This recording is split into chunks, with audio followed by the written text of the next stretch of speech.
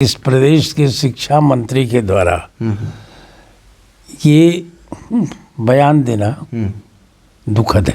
कदम सुए मरकट, नजर सुए दुनिया, किधर जा रहे हैं किधर देखते हैं। इसका फिलहाल में ही राहुल गांधी जी का बयान आया है कि जो आरएसएस वाले जो ये हाफ पैंट वाले लोग हैं वो लोग जो है वो कौरव हैं और हम लोग पांडव हैं। तो लगता है राजीव गांधी अब एडल्ट हो रहे हैं। इसके पहले तो केवल बात करते थे अपना तुष्टीकरण की। अच्छा, लेकिन अभी तो बात करने लगे हैं बढ़िया बात, बढ़िया कभी कभी, लेकिन ये उल्टा कर दिए। अच्छा, लेकिन आप लोग भी मान लिए कि अब राहुल गांधी बढ़िया बात कर रहे हैं। बढ़िया बात नहीं कर रहे हैं, ऐसा नहीं करना चाहिए जी, लाठी चार्ज नहीं करना चाहिए। सभी लड़के पढ़े लिखे हैं जी और कुछ शिक्षित हैं।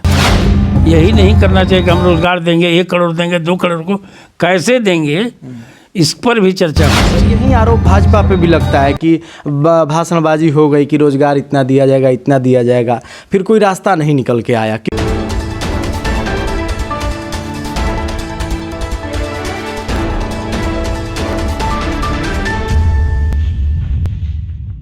हर एक बयान सियासत में एक न एक नया मोड़ लाते रहता है और ठंड का मौसम है, लेकिन सियासत में गर्मी उसी तरह से बनी हुई है।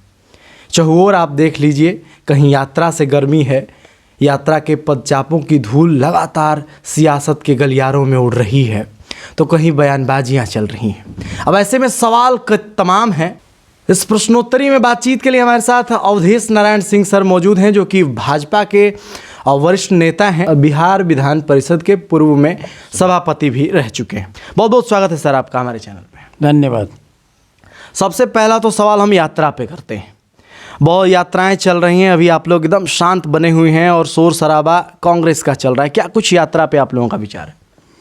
ये अपने अपने पार्टी का अपना कार्यक्रम होता है जी, और सरकार का भी अपना कार्यक्रम होता है। तो सरकार के कार्यक्रम के अनुसार भी यहाँ के मुख्यमंत्री हैं, अपना समाधान यात्रा निकाले हुए हैं।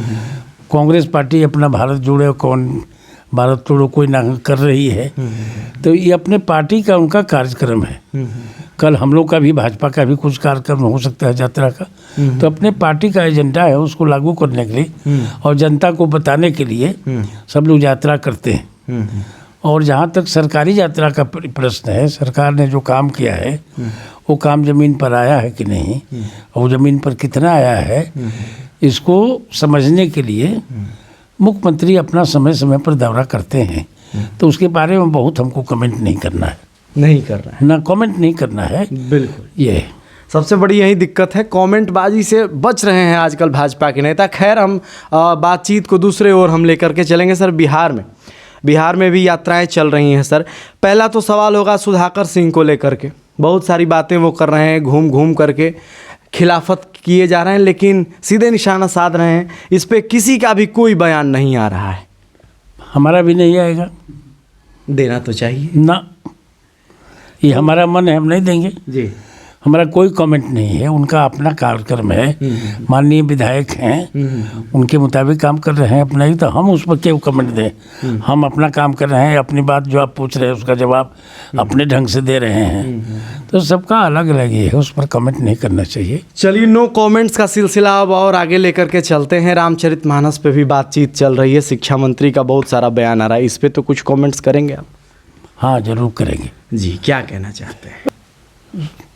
इस प्रदेश के शिक्षा मंत्री के द्वारा ये बयान देना दुखद है, दुखद है जी। और इस पर बहुत कमेंट भी नहीं करना चाहिए हमको, लेकिन इतना जरूर कहेंगे कि ये रामायण में महान यहाँ का ग्रंथ ही नहीं है, यहाँ का और पूरे विश्व में प्रसिद्ध है। इस पर इतना शोध हो रहा है और सबका एक विश्वास है इसमें एक राम को मर्यादा पुरुषोत्तम मान करके मर्यादा की प्रकाष्ठा उनको माना गया है। और उनके बारे में ये रामायण लिखी हुई ये ग्रंथ है, लिखा हुआ। और इसके बारे में इस तरह का कमेंट देना, तो मैं यही कहूँगा कि जाकी रही भावना जैसी, प्रभु मूरत देखी तिन तैसी। उसी तरह के लोग अपना उसमें कमेंट करते हैं।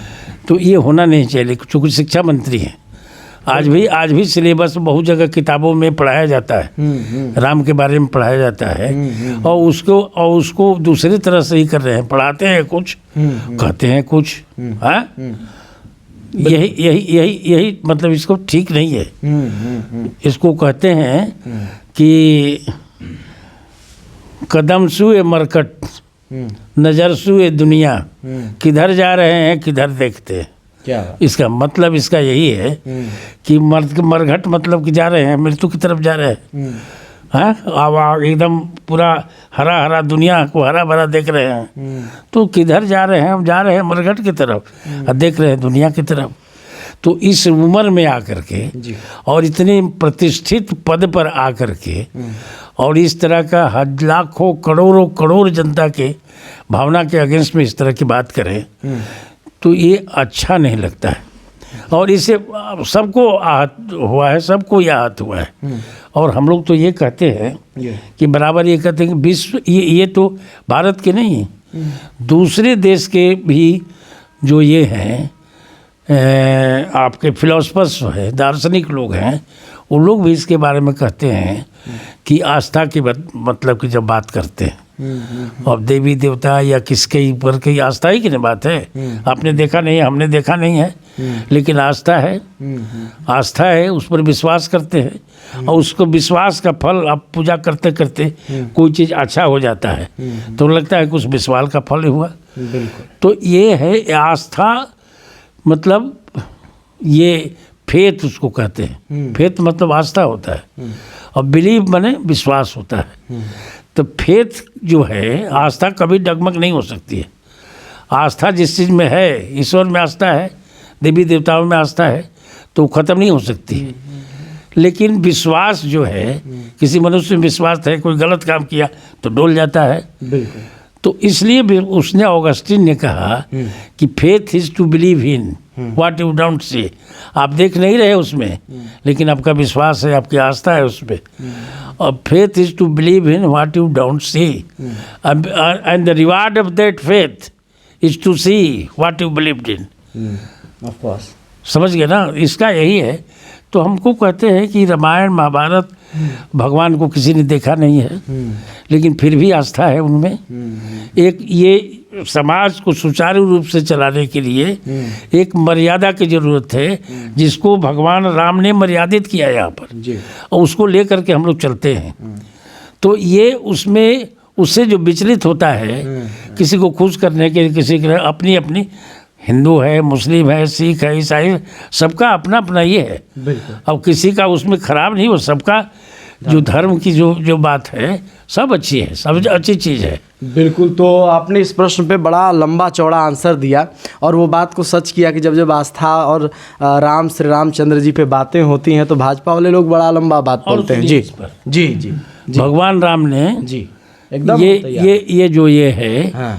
कि दूसरे लोग कुछ किए, भगवान राम को जबकि यहाँ मर्यादा की स्थापना हुई है तो जंगलों में जा कर के कोल भील और ये बानर भालू सबको, माने समाज का जो वंचित लोग था उसको साथ लेकर विजय प्राप्त किया है। बिल्कुल बिल्कुल। देखिए, पुराने जो धर्म ग्रंथ हैं, चाहे वो महाभारत हो चाहे वो रामायण हो, हमारे देश में यदि आप सोशल मीडिया तो लगातार देख ही रहे हैं, जितने भी लोग बोल रहे हैं वो उन्हीं जो पुराने युग हैं, द्वापर युग और त्रेता युग की बातें करते हुए आगे बढ़ रहे हैं।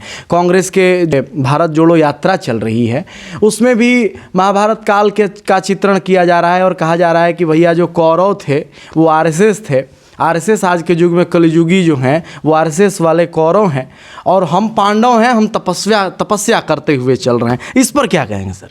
अभी फिलहाल में ही राहुल गांधी जी का बयान आया है कि जो आरएसएस वाले जो ये हाफ पैंट वाले लोग हैं और लाठी लेते हैं, वो लोग जो है वो कौरव हैं और हम लोग पांडव हैं। तो लगता है राजीव गांधी अब एडल्ट हो रहे हैं, एडल्ट हो रहे हैं जी, तभी रामायण महाभारत की बात अब करने लगे हैं। इसके पहले तो केवल बात करते थे अपना तुष्टीकरण की। अच्छा, लेकिन अभी तो बात करने लगे हैं बढ़िया बात, बढ़िया कभी कभी, लेकिन ये उल्टा कर दिए। अच्छा, लेकिन आप लोग भी मान लिए कि अब राहुल गांधी बढ़िया बात कर रहे हैं? बढ़िया बात नहीं कर रहे हैं, कह रहे हैं कि अब लड़के बचपन से उभर रहे हैं। अच्छा, अब बचपन त्याग रहे हैं, लेकिन कहा कि अब मैं वो राहुल नहीं हूँ। लेकिन जो बात कर रहे हैं वो उल्टा कर रहे हैं। अच्छा, उल्टा हो जिसको पांडव कहना चाहिए उसको कौरव कह रहे हैं, कौरव को पांडव कर रहे हैं, अपने पांडव बन रहे हैं। पता नहीं कब से हो गए हैं। अभी तो जनेऊ धारण किए वो बड़ी कम दिन हुआ है। अपने कोट पर जनेऊ जो पहने थे ना, याद है ना आपको? जी, देखे थे ना? जी जी, बहुत तो अभी कम दिन में हुआ है। तो धीरे धीरे जनेऊ धारण करने के बाद रास्ते पर अब लगता है कि आ जाएंगे। आएंगे सर, आप चूंकि बहुत वरिष्ठ नेता हैं और हम आपसे अपनी जो संतुष्टि है उसके लिए एक सवाल करेंगे कि हमारी राजनीति में अक्सर बातें होती हैं टी शर्ट पे, शर्ट पे, कोट पैंट पे, जनेऊ पे।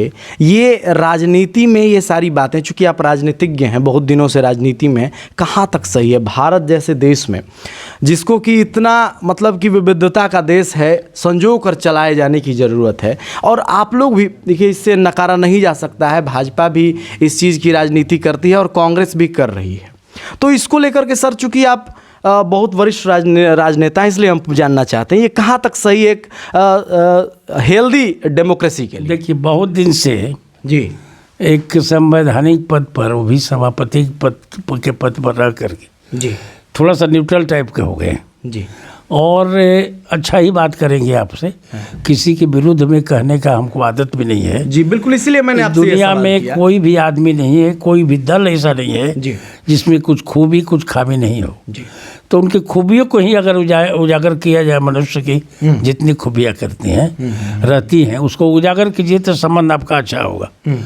और खाली उसमें नुक्ताचीनी करते रहिए, उनकी बुराइयों को देखते रहिए तो संबंध खराब होता है जी। इसलिए अच्छा ही देखें। अगर राहुल जी कुछ बढ़िया बात कहते हैं तो लगता है कि कुछ समझ आ रही है, कुछ अच्छा करना चाहते हैं, तो भगवान उनको सद्बुद्धि दें, वो आगे बढ़े, ये मेरी सद्भावना है। बिल्कुल, और यही होना भी चाहिए, क्योंकि देश हमारा और आपका सबका है। गद्दी पे कोई भी बैठे, भारत ही आगे बढ़े, यही हमारा और आपका सपना है। हम लोग भी जब माइक लेके निकलते हैं तो नेशन फर्स्ट का बात जो है वो अपने हृदय में रखते हैं। राष्ट्र के साथ भाई कोई समझौता नहीं हो, चाहे सामने कोई भी पार्टी हो। सर, चलते चलते एक सवाल करेंगे।